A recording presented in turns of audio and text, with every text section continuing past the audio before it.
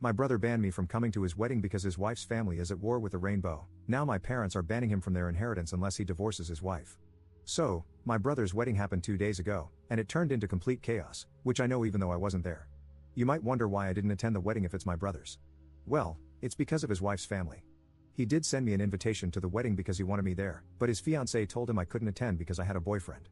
You might be confused, but I'm a man, and I have a boyfriend whom I wanted to bring to the wedding. She said that even though my brother and her don't have a problem with that, her extremely religious parents, who already forced her to have the wedding in a church, would most likely banish us from the wedding and cause trouble between our families.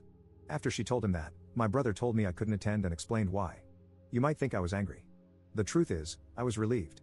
I hate going to big events with lots of people because of my social anxiety, and I was already used to not being able to attend certain events because of my orientation, so it was nothing I hadn't heard before. So on the day of the wedding, I stayed at home with my boyfriend. It's worth mentioning that my parents apparently didn't know I wasn't attending the wedding. I was chilling at home, cuddling with my boyfriend, when I suddenly got a text message from my parents asking me where I was because they couldn't find me at the wedding party. I told them I wasn't attending the wedding and asked if my brother hadn't told them anything. They said no and asked me what had happened. I didn't see any reason to lie, so I sent them a text message telling them exactly why. Now, I have to admit I don't exactly know what happened after I sent them this message because they read it but didn't reply. And why did they care in the first place? They didn't notice I wasn't there until the wedding was already over. They only noticed when the wedding party started.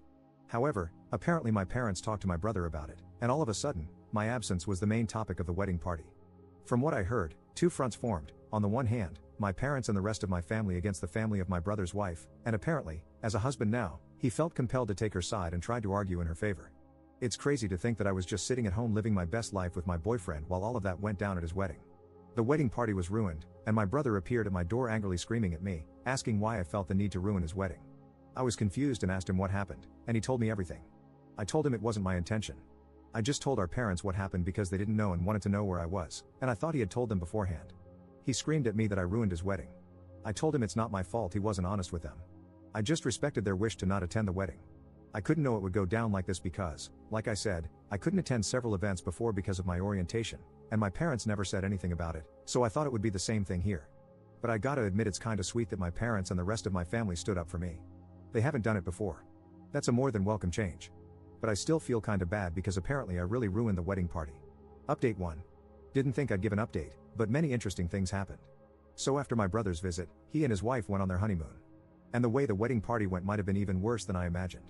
What happens now is incredible. When I said in the main post that two fronts had formed, I only meant that metaphorically, of course, but it's no longer just that.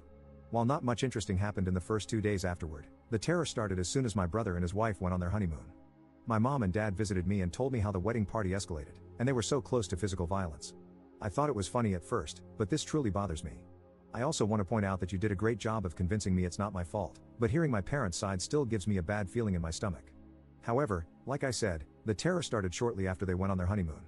And when I say terror, I mean that my sister-in-law's family found both my Facebook and Instagram accounts and started spamming me with hateful messages.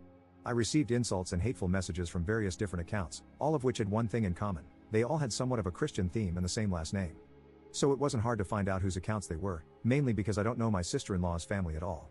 I only know her, and I know her parents were hateful Christians. But whatever.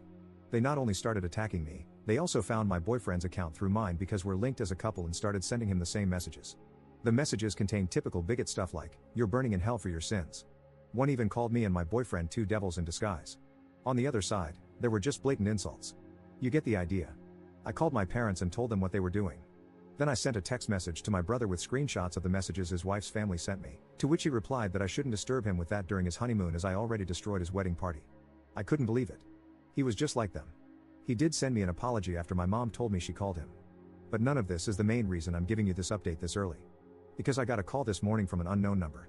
I hesitated because I thought it was one of them. And I was right, but it was none of the people who insulted me. I heard a woman's voice who introduced herself as the half-sister of my brother's wife. She said it didn't go unnoticed what her family was doing, and she wanted to apologize for them. I told her I'm not going to tell anyone in her family about this and that I don't blame her for her family's actions. She thanked me and hung up. I don't know why, but I have this feeling she only did this to protect her family from being reported. My mother wrote to me earlier that she wants to report the insults and the harassment of these people and that she demands for my brother to divorce his wife or she will disinherit him from her will because that's not how she raised him. A little radical in my opinion, but I understand where she's coming from. This entire thing escalated so much it's unbelievable. Thank you all for your support on my first post. Update 2. It's been a few days. First of all, my boyfriend and I are fine. Luckily for us, they didn't go any further than their text messages. My mom filed a report against them. I don't know the current situation about that as I haven't filed the report myself. The reason I'm updating you is a different one. First of all, one person in my sister-in-law's family is actually going to testify in my favor and against her family. It really takes courage to do so. It's the same person who called me in the last update. Somehow, they found out that she is into women. There's no reason to hide it anymore. However, she said she's fine and is going to stay at a friend's house. I have so much respect for what she does. Imagine the strength you need to testify against your own family. I now feel bad for assuming she only called me to save her family from being reported. More importantly, what is the current situation with my brother? Well, my mom talked to him and told him to leave his wife, or she will disinherit him from her will. He decided to stay with his wife, and my mom made her threat come true. He's no longer in her will. My father did the same. When I visited them, I also told them that I wish this entire situation had gone differently. They assured me it's not my fault, but I feel like if it wasn't for me, then my family wouldn't be ripped apart like this. I haven't talked to my brother since then. My boyfriend feels similar. He also told me he kind of feels responsible for all this chaos. I assured him it's not his fault. But honestly, I wasn't even sure if I could say this in my position. On the other hand, it was my sister-in-law's family's bigotry that ruined everything, and everything would have been fine if I could have just attended. But now it's time for me to distance myself from this situation. We'll see what the report will do. I followed your advice to document everything. The insulting and harassing messages continued until 2 days ago, so I have much to say about them. Unfortunately, the hate on rainbows is still very much normalized in our society. I already mentioned it in a post on my profile, but the reason I'm so calm and casual about the situation is the simple fact that I'm used to situations like this. They don't get to me anymore. If I let any insult get to me, I wouldn't make it for a long time. It's a coping mechanism. I've been in situations where I was sent to the hospital because I kissed my boyfriend in public. So insults and harassment like theirs are nothing I haven't seen before. I want to say thank you for all your support on my first 2 posts. Update 3. I think some of you are waiting for an update, so here I am. Keep in mind that this update will probably be the last one. So last time I told you my mother was pressing charges against them, and to my surprise, we won. They weren't going to jail or anything, but they had to pay for their actions, literally. There was one incident where my sister-in-law's dad was actually trying to find out where I lived and asked my brother, who then told him. Only God knows what he would have done to us if we still lived there. But in the time span of the last 2 months, my boyfriend and I moved to a different place which my brother didn't know anything about.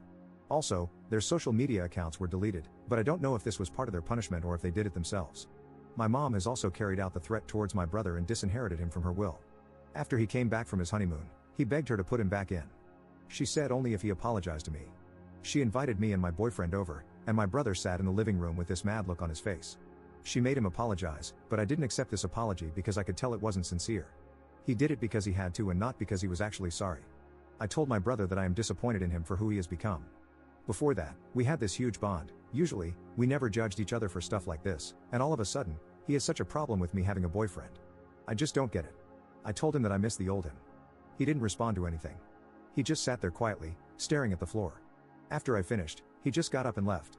This was the last time I spoke with him, and it's already been a few weeks since this happened. My parents paid much more attention to the discrimination I face since this incident. They wanted to learn more about the problems I face as a guy who likes guys. I really love them. My dad even got a pride flag for me and asked if he could hang it in our bedroom. I love that I have such great parents. I just wished for my brother to become the person he once was. By the way, since the case with my sister-in-law's family is over, I didn't hear anything about their lesbian daughter. She supported us during the process, but we lost contact afterward, and I just hope she's fine. Update 4. The final update of my story happened 6 months ago, and I figured some of you might be interested in how things are currently going. So, I'm back, at least for this post right now. There have been some things that happened. First of all, I want to give you an update about the sister of my brother's wife. Around 2 months after my last update, she texted us and asked if she could come over. We talked for a while, and I was relieved to find out that she is fine. She said that she moved in with her girlfriend when the case was over, simply because her parents and the rest of her family had disowned her and threatened her with physical violence if she dared to return. However, the relationship with her girlfriend ended after a while, and she asked us if she could stay for a few days until she found something. She stayed with us for 2 weeks. During that time, my parents had visited us and offered her to stay with them because they had a big house with some free space. She stays there currently because she wanted to study, and my parents had no problem with letting her stay a little longer. My boyfriend and I also support her financially a little bit. We included her in several different celebrations such as Christmas and New Year's Eve, and I feel like she is the sister I never had. What's probably more interesting for you is how my brother is currently doing. The truth is, I don't know exactly. We haven't talked since the apology. However, he actually tried to attend our Christmas celebration party, but the moment he appeared, my dad kicked him out and said that, and I quote, "This hateful rubbish is no longer allowed in my house." I love him. Oh, by the way, of course, both my parents went through with disowning him. My boyfriend and I are still together, and I feel like he might be the one I want to marry. This entire situation made our bond so much stronger. I plan on proposing to him, but there are so many ideas floating around in my head for the proposal that I can't really decide which one. Also, the social media accounts of my sister-in-law's family had disappeared entirely. All of them, but I assume they already made new ones under a new name. I'm just glad all of this is finally over. I don't have any compassion left for my brother. I just wish he had never developed this way. Everything that happened to him, he brought it on himself. If you guys want, I can update you when I'm engaged. Thanks for reading, and I wish you all the best. Update 5. Do you remember when I told you in my last update 2 months ago that I would propose to my boyfriend? Well, I did it today. I brought up so many ideas that it was really hard to decide, so I gave him some subtle hints. Not too obvious, just enough to see how he reacts and then decide based on his reaction. In the end, I made a photo album of us featuring the most important events in our relationship. Each of them had a thought of mine and a caption below them. Some of them were meaningful, but some of them were just random. Like one photo of us eating at his favorite restaurant on his birthday, and the caption just says something like, "Damn, that pizza was good." That made him laugh. We walked to his favorite spot in town, which is a wonderful lake. That is where I gave him the album and told him it's a present and to look through it. He was focused and didn't notice what I was doing behind him, as I just told him I was getting something I forgot. I positioned myself behind him, and that is when the last page came into play. That page had a photo of me holding the ring in the same way I positioned myself behind him, looking straight at the camera. And the caption says, "Hopefully, he says yes." He turned around in disbelief and started crying almost immediately when he saw me. I couldn't even finish the question, and he already said yes. It was exactly how I hoped it would go. I always dreamt of making my proposal like something out of a romance novel, and I was successful. So yeah, that's it.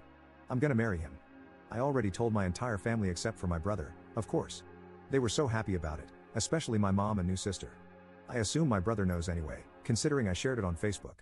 You guys probably aren't wrong that he might plan something, but if he does, it won't stop us.